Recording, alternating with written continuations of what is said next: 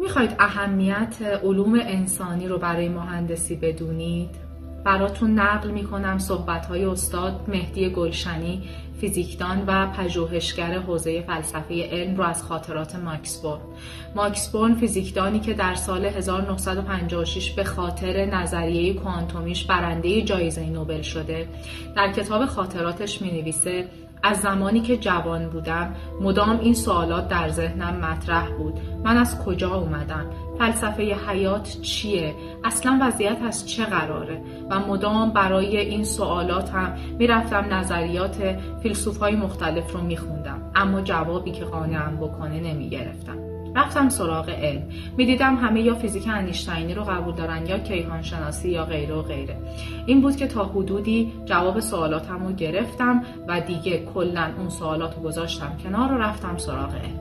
و حالا که به دهه‌های آخر عمرم رسیدم، مدام اون سوالات جلوی چشمم رژه میره و من نمیتونم ازشون فرار کنم. اگر میخواید به اهمیت علوم انسانی در مهندسی پی ببرید، نامه انیشتین در سال 1957 یعنی 3 سال قبل از مرگش که به نیویورک تایمز نوشته رو بخونید.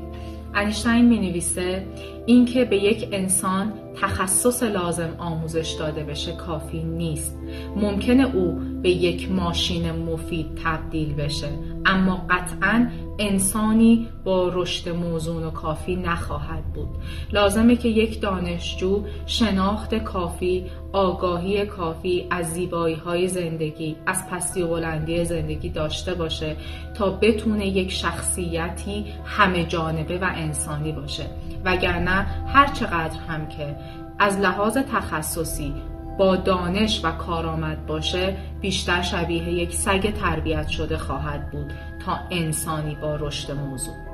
و اینجاست که شما باید بیاموزید که اهداف انسان‌ها و توهمات و رنج‌هاشون رو بشناسید تا یک رابطه مناسب با همگنان خودتون و جامعه خودتون داشته باشید. بله، اگر شما به عنوان یک معلم سر کلاس در کنار تخصصهای لازم روابط انسانی درست رو آموزش ندی، قطعاً انسانی همه جانبه و کامل رو تربیت نکردی.